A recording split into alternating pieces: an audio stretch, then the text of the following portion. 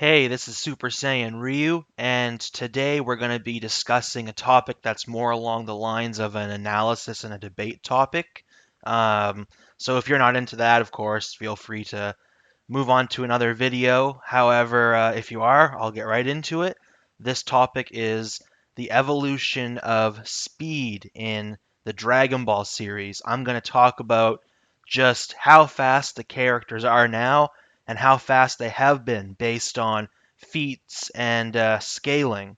So here we go on that. Basically, even in the beginning of Dragon Ball, the characters were extremely fast.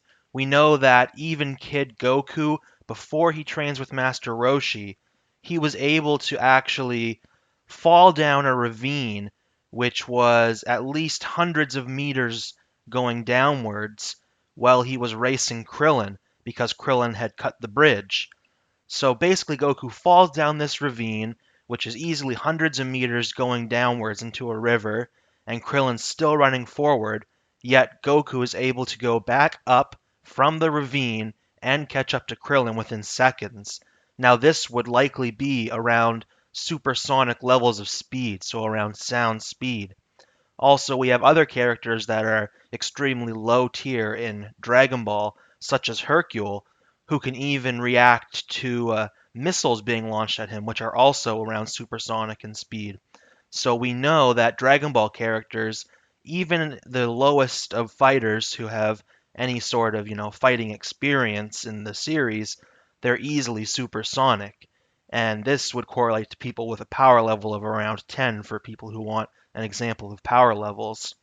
Now, the next level up from this is we see things later on in Dragon Ball, such as Goku using his power pole to go to the moon within seconds. For those who don't know how far away the moon is, it's about 380,000 kilometers away from the Earth. Now, that means if you were able to reach the moon in a second, you would be faster than light. Goku, when he uses his power pole, is able to get there within seconds at the most when he moves the Rabbit Gang to the moon. And later on during Dragon Ball, we actually see Goku capable of keeping up with the movements of his power pole, as well as some of his enemies able to dodge it. So we know that Goku is theoretically capable of the same speeds that he utilized to get to the moon within seconds, which would be relativistic speeds. Furthermore, there is another scene where Master Roshi actually destroys the moon with his Kamehameha wave, and of course this happens within seconds, and it would also be a relativistic level of speed for his Kamehameha wave. And of course we know that the Dragon Ball cast can easily move as fast as their energy waves, so there's another example of relativistic speed. For those who don't know what relativistic means, it's 10% of light speed or more. So yeah, we have those two feats that are at relativistic speed. Also, we have Goku dodging lasers. And of course, we all know that lasers are beams of light, so dodging lasers would obviously be a speed feat that is over light speed. On top of this, we also have Goku actually outrunning light itself that's produced from Tien when he uses the solar flare technique. So we know that even by the end of the original Dragon Ball series, that Goku is actually faster than light.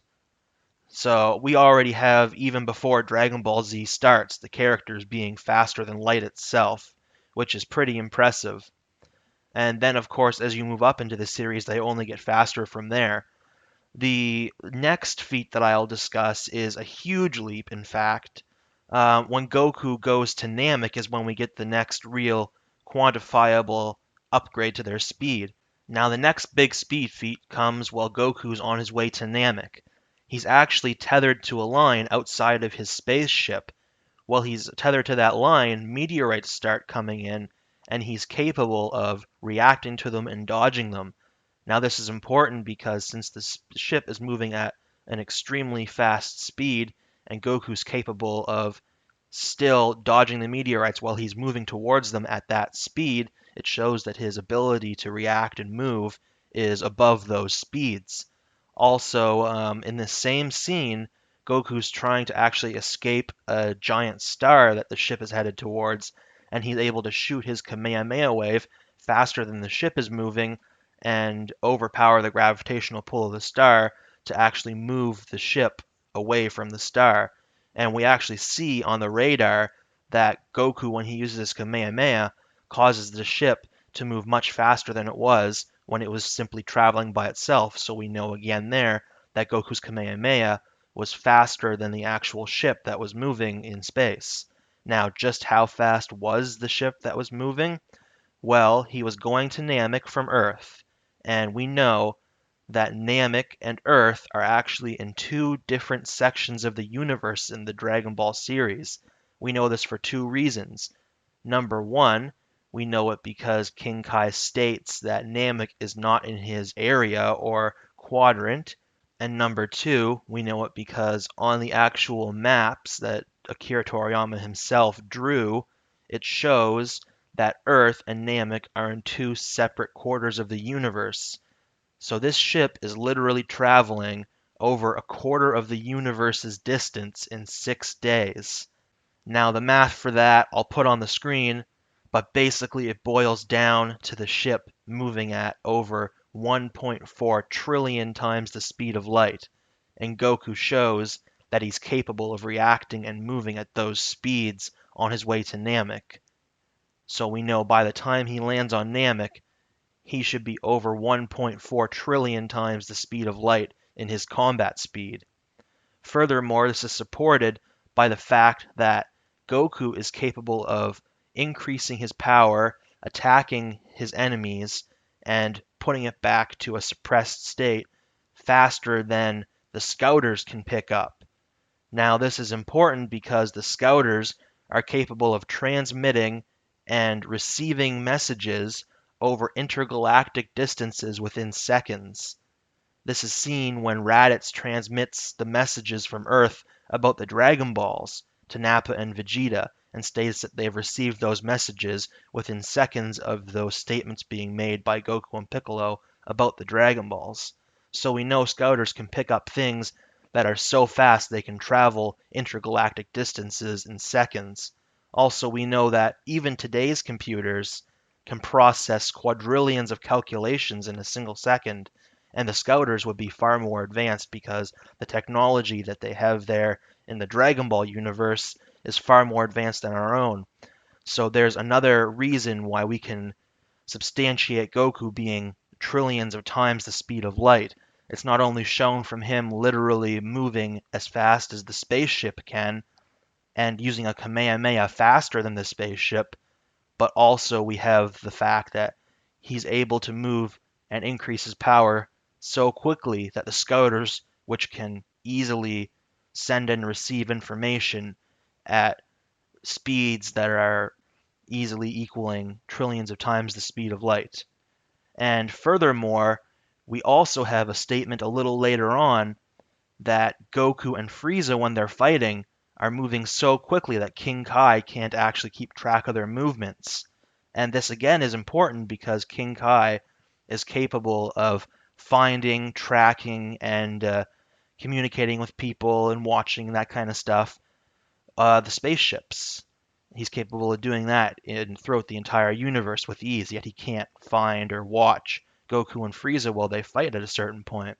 So we have all these different feats that point towards Goku actually being legitimately over trillions of times the speed of light in Namek alone at the beginning when he lands on Namek, and much faster when he starts to fight Frieza. So we know that Goku's speed is significant. It's easily trillions of times the speed of light by the time he lands on Namek, and it only increases beyond that as the series progresses. Then we go for a while without knowing the exact speeds.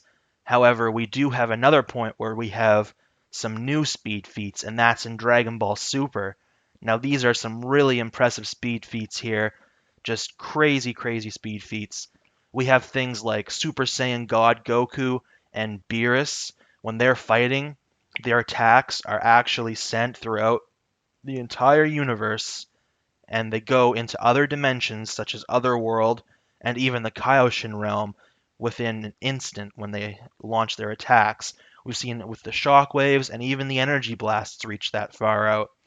this to cross more than a universe's distance, because we have the universe as well as other dimensions that are just as big, would easily put those speed feats in the quintillions of times as fast as light speed.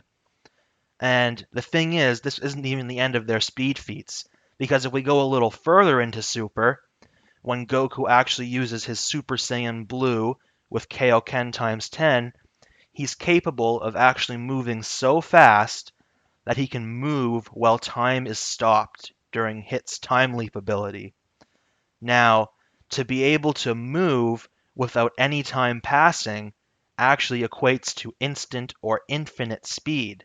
But the thing is, Goku's speed feat isn't the last speed feat I'm going to talk about. There's actually one that trumps even this, although it's more of a statement than a speed feat. The character Zeno is actually stated to be able to destroy anything instantly. He's also stated to be able to destroy all 12 universes in the blink of an eye by Beerus. And we actually have further confirmation of this and further explanation of this in the recent manga chapters that have been released, that Whis stated Zeno can actually erase all of creation in the Dragon Ball verse in an instant.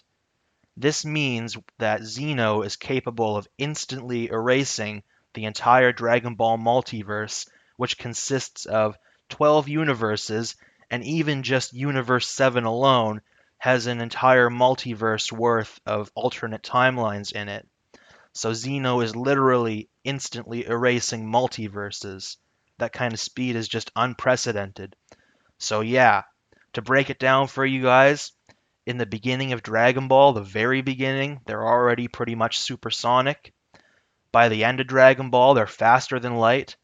By the time Goku lands on Namek, he's trillions of times the speed of light. By the time Goku becomes a Super Saiyan God, he's at least quintillions of times the speed of light. By the time he uses his Super Saiyan Blue with Kaioken times 10, he's reached infinite speed. And then when you get into Xeno, you have speeds that surpass multiversal levels, as he can erase the entire multiverse instantly, according to Whis.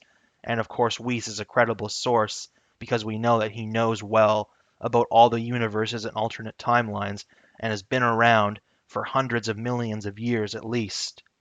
So that's basically the breakdown of the speed of the Dragon Ball series. I hope you guys enjoyed the video, hope it was informative, and let me know what you guys think in the comment section below.